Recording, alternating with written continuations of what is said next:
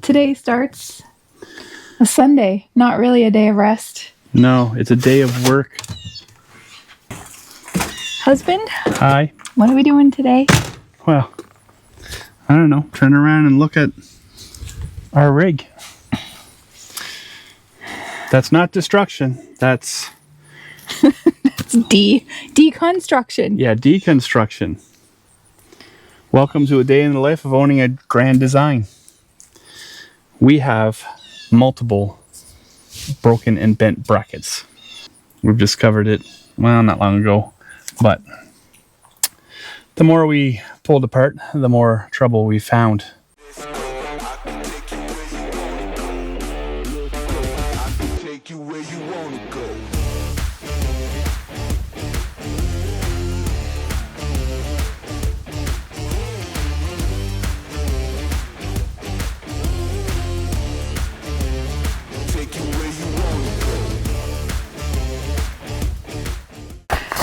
Real-time update while we're walking, darling.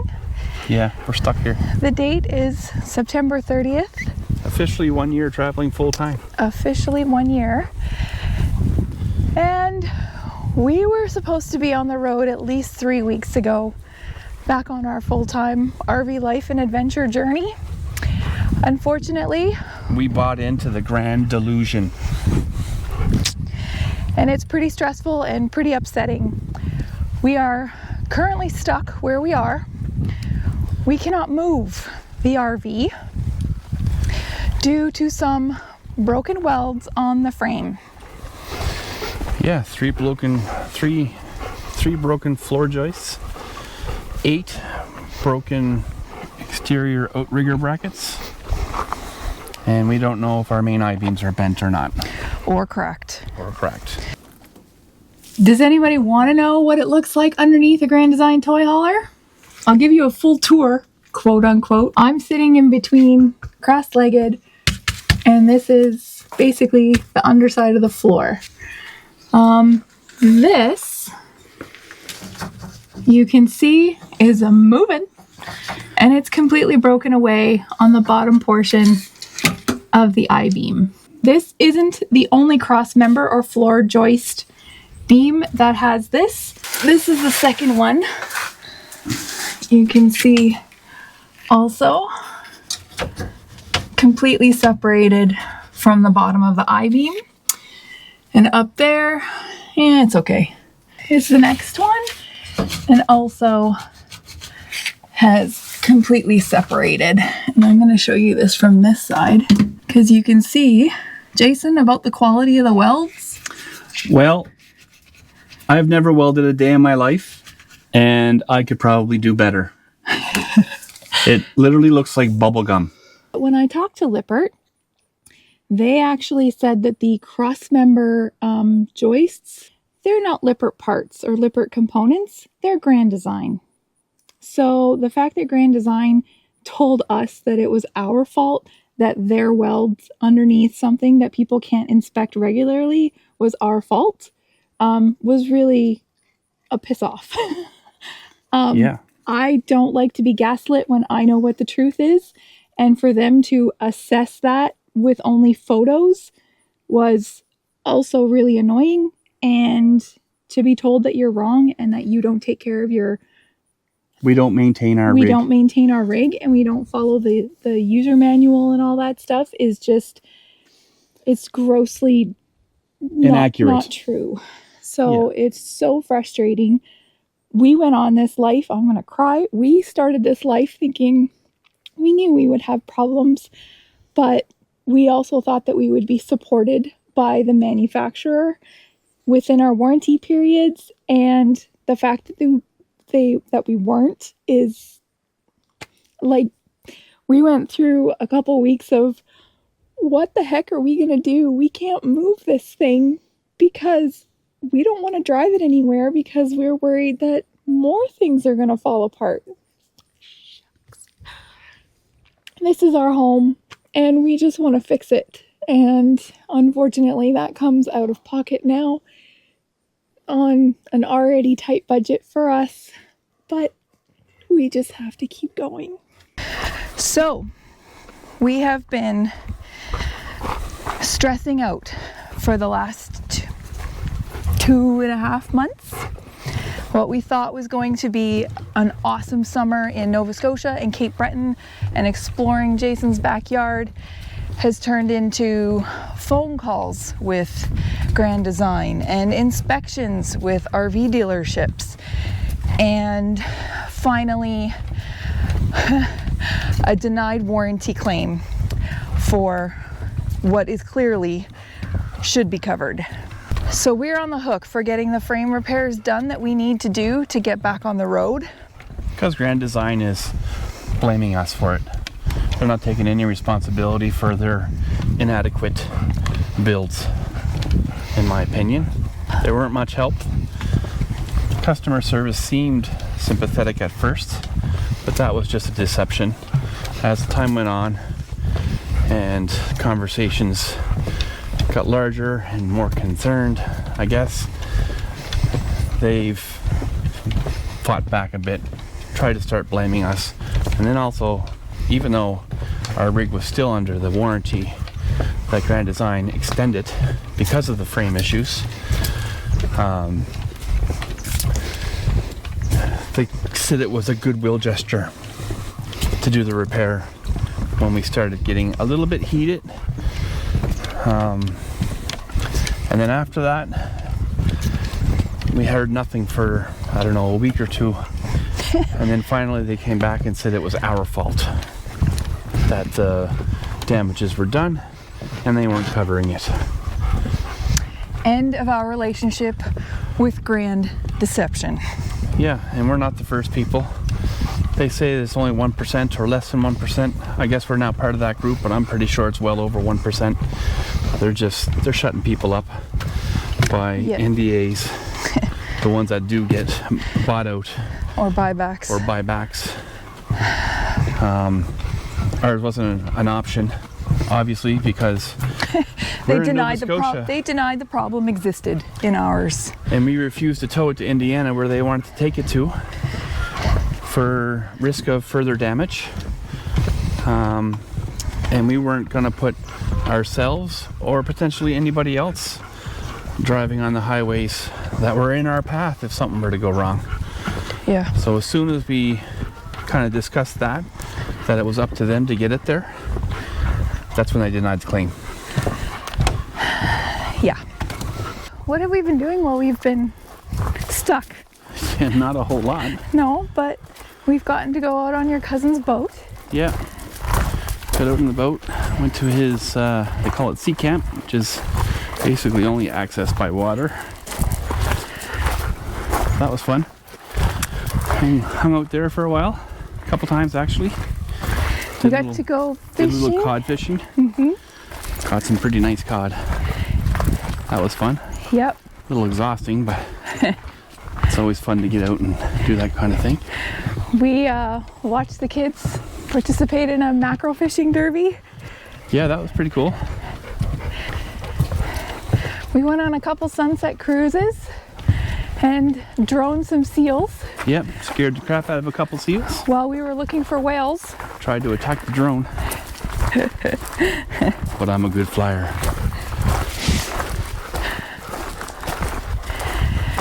And we've just been going for walks and drives, and that's about it, because we can't take our rig anywhere. So we're just making the best. We're making the best of what we got for the situation that we're in. Which, as bad as it is, you still got to pull some positives out. And I get to spend more time with my family, which is good.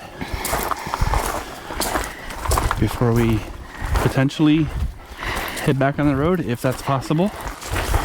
Or are we shutting down YouTube and just going back to a regular normal life? Or is this the end for us in YouTube? We don't know. Is this the end for us in the Grand Design? Well, probably not, because like a lot of other people, that if it's not roadworthy, we'll have to just put it on a piece of land. And I don't know, maybe get a truck camper or something and try to do some traveling. Doesn't make much sense to park it on a piece of land when you're paying for it and not use it. So we'll probably come back to wherever we put it for summer vacations, I guess. Extended stays. I don't know. We just don't know. And that's the stressful part. Not having any information, getting denied by warranty, going through what we would do if it didn't get fixed, if it did get fixed. If it got fixed properly. That's the big one. Yeah. Anyway, that's far enough. Okay. I gotta turn around. Come on, Willow Butt. Hey. Howling at the moon. Willow. Hey, you coming or you just gonna keep on going? We even have been so stressed and not paying attention that we missed Willow's birthday. She turned 12 years old on September 12th. Her golden birthday for a golden retriever. We made up for it. She didn't know. Really? How did you make up for it? I wished her happy birthday the next day. Week? I think it was a week. Did you give her a treat or anything? Did you give her extra love? Tap. Yeah, I petted her a little bit. Probably took her for a walk. Mm-hmm.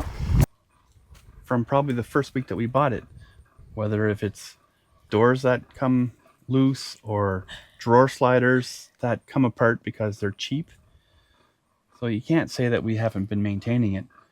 I always go by the recommended maintenance schedule. I've replaced all of the caulk even though it didn't need to be replaced.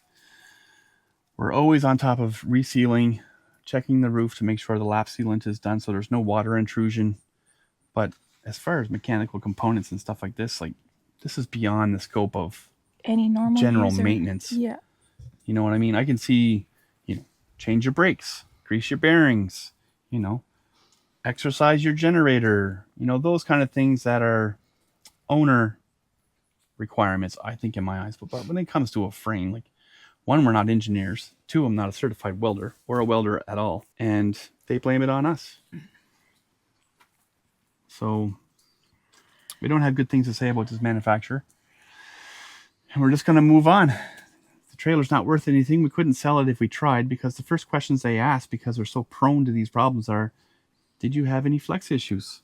Well, yes, we did. Happy anniversary, babe. Happy anniversary, honey. It's kind of a crappy anniversary because I want to be traveling again.